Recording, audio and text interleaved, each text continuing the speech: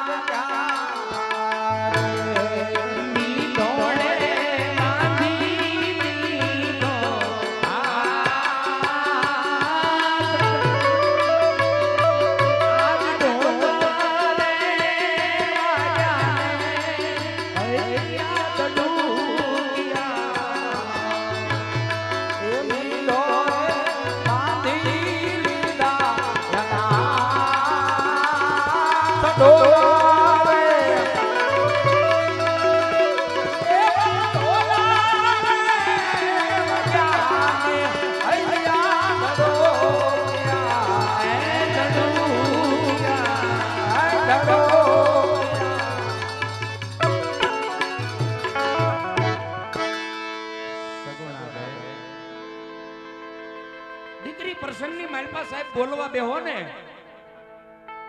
તો કહેવાય છે કે ન્યા કવિની કલમ ઊભી રહી જાય. દીકરી દીકરી છે ને બાપ બાપ છે સાહેબ. કવિએ એટલા એમ કહેવાય દીકરી પ્રસંગો લખ્યા છે કે કદાચ કોઈ બેન કોઈ દીકરી પ્રસંગને વાંચવા બહેન દીધી એને એના બાપનું આંગણું યાદ આવી જાય છે. ભાઈ બહેનના પ્રેમની માલપા કાંઈક સ્વાર્થ પડ્યું હોય, કાકા ભત્રીજીની પ્રેમની માલપા પણ કાંઈક સ્વાર્થ પડ્યું હોય, મામા ભાણેજના પ્રેમની માલપા પણ કાંઈક સ્વાર્થ પડ્યું હોય, પણ સમુદ્રના હાથમાં પાતાળે વયા જાવ ત્યારે અમારો કવિ એમ કહે છે કે બાપ દીકરીના પ્રેમની માલપા ક્યાંય સ્વાર્થ ન હોય. ભલા માણા ઈ બાપ છે ને ઈ દીકરી છે સાહેબ. બાપ બાપ છે ને દીકરી દીકરી છે. પોતાના કાળજાના કટકાને હાથની હથેળીની માલપા ઉછેરીને મોટો કર્યો હોય. 18 વર્ષની દીકરી થાય, 20 વર્ષના થાય એટલે એમ કહેવાય છે કે દીકરીને પારકે ઘેર વળાવવાનું ટાણું આવે છે. અને ઈ પ્રસંગની માલપા જેદી એમ કહેવાય છે કે દીકરી જ્યારે બાપનું આંગણું છોડે ને તેથી બાપના કાળજું કોરી ખાતું હોય છે સાહેબ. ઈ તો બાપ જ જાણી શકે પોતાના કાળજાના કટકાને કેમ અળગો કરાય, કેમ દીકરીને આગળ ખસેડાય. પણ દીકરી રાજાની હોય તોય ભલે, રંકની હોય તોય ભલે, દીકરી તો હાહરિયાની માલપા શોભા આપે સાહેબ. પણ આ બાજુ સગુણા બેનના વેલડા સગુણા બેનની રાહ જોઈને ઊભા છે. પણ છેલ્લી વેળાએ દીકરી એમ કહે છે થોડી એક વાર માટે ઊભા રહ્યો ને તો હું મારા માવતરને મળી લઉં. છેલ્લી વાર એક વાર મને મારા બાપને મળી લેવા દો. અને દીકરી જેદી એમ કહેવાય વિદાય ટાણે છેલ્લી વેળાએ પોતાના બાપનું આંગણું છોડવું હોય ને ત્યારે એમ કહેવાય છે કે દીકરી નેજવા માંડીને જોતી હોય કે આમાં મારો બાપ ક્યાં છે, આમાં મારો બાપ ક્યાં છે. અને તેથી કવિ કહે છે, તેથી કવિ શબ્દની માલપા કહે છે, હું કહે છે સાહેબ ઈ બે કડી આમાં રજૂ કરવી છે હારવારી. ત્યારે બોલીડા તો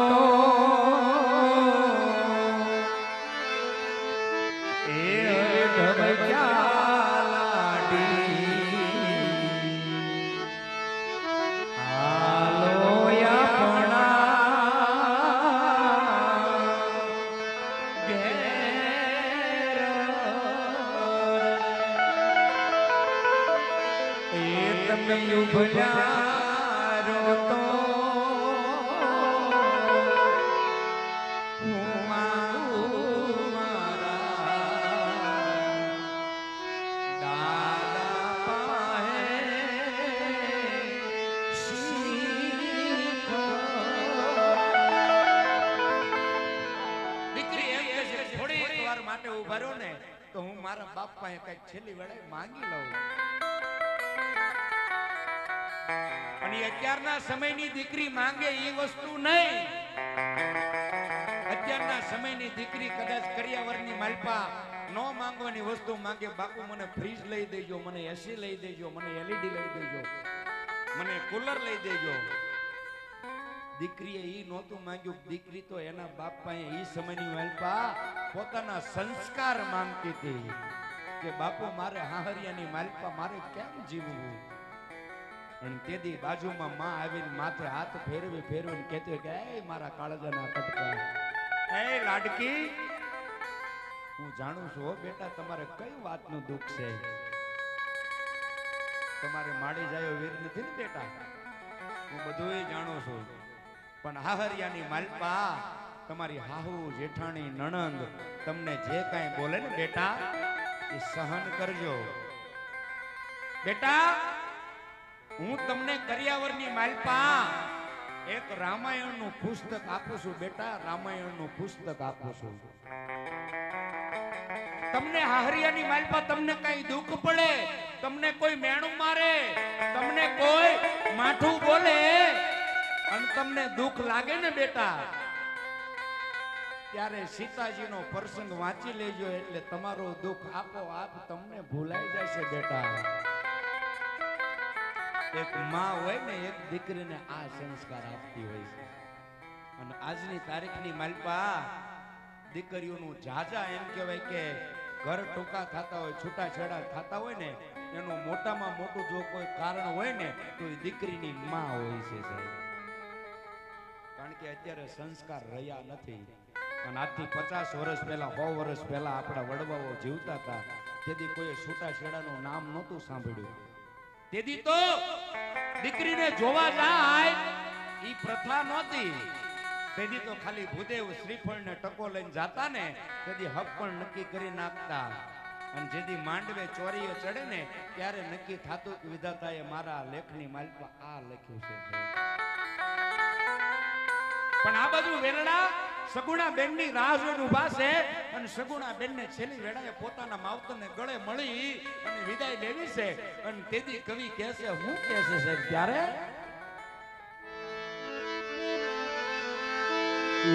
અડવા રે અડવા બરજો બેની અડવે થી લાજો બેની સાસ રે